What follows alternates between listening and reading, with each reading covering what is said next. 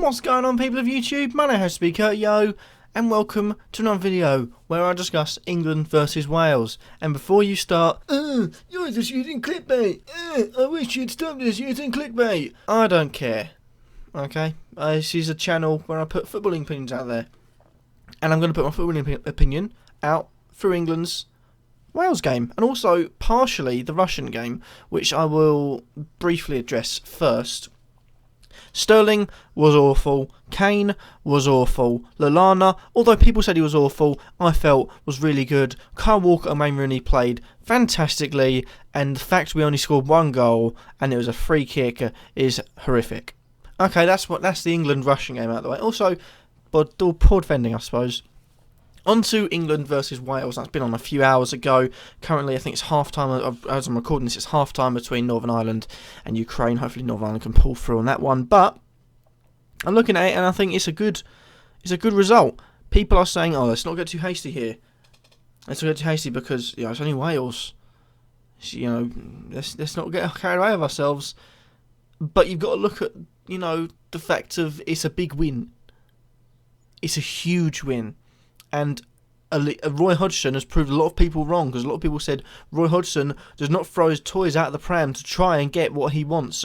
In the last game, he brought on Wilshere and Milner when you could have maybe chased for a second, brought on another striker, because Kane was playing awful and Sterling came on probably way too late.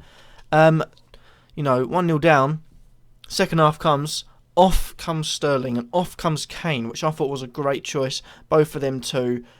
Although people are saying Harry Kane, you got to give him the benefit of the doubt. He played up there on his own. He played up front on his own for Tottenham the whole season, with creative players behind him that we've got in Rooney and Lallana and Dele Alli and Eric Dyer, may I remind you, who also play for Spurs, them two.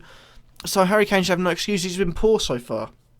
If I had my way, I would start him for the next game. But he brings them on at half-time after 40 minutes on the clock. Rooney concedes a foul. And before people start going, Rooney shouldn't concede a foul. Well, Gareth Bale shouldn't be scoring from 40 fucking yards out.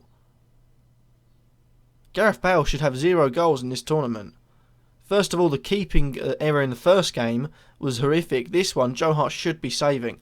He's got there, not quick enough. It's poor goalkeeping, as well as a well-hit shot. You've got to add that. It's poor goalkeeping, but to hit that like that from 40 yards, sublime. But that's half time. So we were, quite the better team. I felt like had a few chances, but again, it was the same thing as the first game in the Russia. We weren't taking our chances. We were getting into the positions, but they were going over. Sturridge and Vardy came on. I thought it'd be worth bringing Vardy on, maybe worth bringing Wilshere on as well. Just for the fact you can move Ali up front, you got Rooney and Rooney and Wilshere in the centre with Dyer just behind them to play that narrow 4-1-2-1-2 formation with Kane and Sturridge up front. However, he takes Sterling and also Kane off, and I feel that was a good choice because Kane has been awful every half he's played. He's played 3 halves football, been awful in all 3, and I welcome the thing. And that also means that we haven't got him on free kicks or corners for the rest of the game, which helped us, I might add. But we go into the second half, and I'd just like to point out, throughout the whole of the second half, no matter what anyone says, I think Sturridge was atrocious. Absolutely atrocious. I mean, they showed highlights afterwards saying Sturridge, he looked sharp. I mean, the highlights they showed were Sturridge ballooning a shot over the bar, Sturridge mishitting a shot, and then Sturridge scoring. But credit to him, he stuck at his guns, he kept on going and got the goal. But we go in, 5 minutes in, Jamie Vardy standing about 2 years offside, and he scores. Fortunately for him, Ashley Williams got the assist, who actually plays for Wales, so got away with that one, 1-1, and then Wales began to sit back, and it's the same thing that we saw them do against Slovakia in the first game when they were 1-0 up. They sat back, and this was at 1-1 in the England game. They sat back, tried to get the odd counter away, nearly did, but it didn't really work for them again. But they sat back, and then, you're just looking at it, and eventually Slovakia scored, and that's what I was holding on to. Eventually, if Slovakia can score, surely England can score, and we did. We were hunting. I think Wales had 6 shots in total, we had 17, but again, we are not finishing our dinner. We are being presented these fantastic meals that, Wayne Rooney and co are just throwing away. And I said Wayne Rooney because he's had a few shots, not really any with purpose. There's one which he forced a good save from Wayne Hensley to get the corner away. But we keep on pressing on, and then we get 1-1. But I can't remember when it was, 70th minute, 75th. I'm not sure. And it was a sub that I didn't see coming. Marcus Rashford he brought on, and that one really made me show that Roy is proving all the haters wrong, because Roy has been criticised for not getting his balls out and showing them, and he got his balls out well and truly out and shoved them in everyone's faces, saying, look, I'm not only going to bring one striker on, I'm bringing on three, all three of my strikers from the bench. Completely reworked the attack. Now I was a bit sceptical about that, because three attackers, you've taken off Lallana as well, that's your sort of creative midfielder, so one of your strikers or one of your attacking midfielders is going to be sent back. But of course, while I was sitting back, so you could have sent more people forward. I would have thought Wilshere would have came on maybe for Lallana, pushed Dele Alli forward in that position he played for Spurs, and Wilshere can have those give and goes to get through the defence.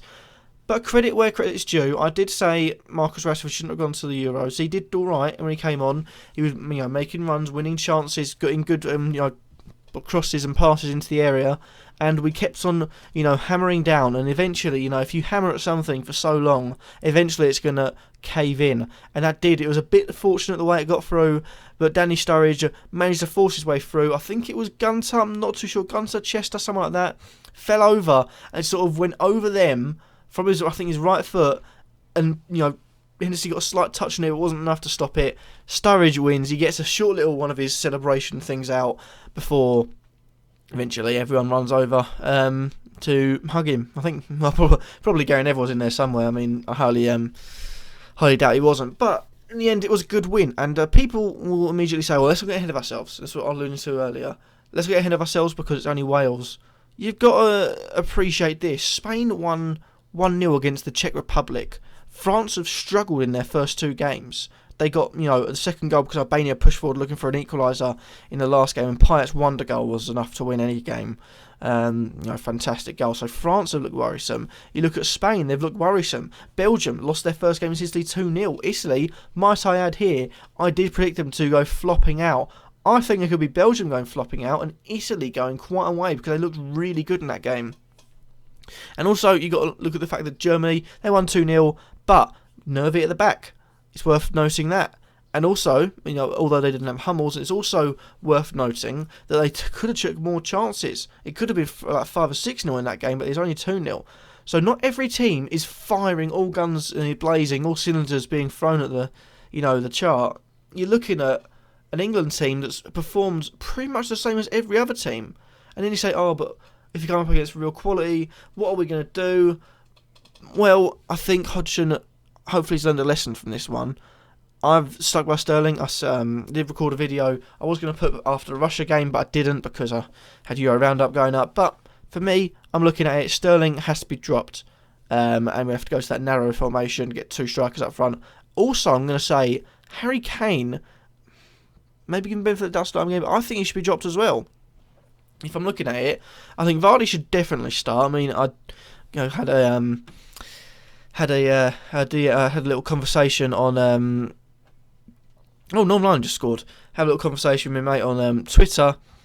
He said, might just wake up now. Sterling for Sturridge at half time. That was straight after the Gareth Bale goal. I said no. Sterling for Vardy. Sterling for Vardy? Sturridge for Vardy, sorry. Or Vardy coming on instead. And he said we need someone experienced. I don't know if he plays in this team have scored in a major tournament before. But look at Wales' team. They're not very experienced. But in the end, both of them scored, so we were both right. But if I'm looking at changes, I think we've got to go to that narrow formation. I think Lallana deserves to start again. He's had another decent game. Stick him in behind. And I've got Harry Kane and Vardy up front, or Harry Kane and Sturridge up front. Whichever way we see it, I don't know. But I think we could beat Slovakia. If we do, we finish the group on what I predicted we would finish on, by the way. 7 points. But thank you guys for watching. Hopefully you have enjoyed. What do you think of the England game? Let me know in the comment section down below. Remember, spread love and not hate, and I'll catch you all in the next video where hopefully I'll be talking about England going through. Actually, we have already got through. I'm pretty sure it's highly likely we don't, but I'm 99% sure we are through, whether it's first, second or third. Thank you guys for watching, and peace.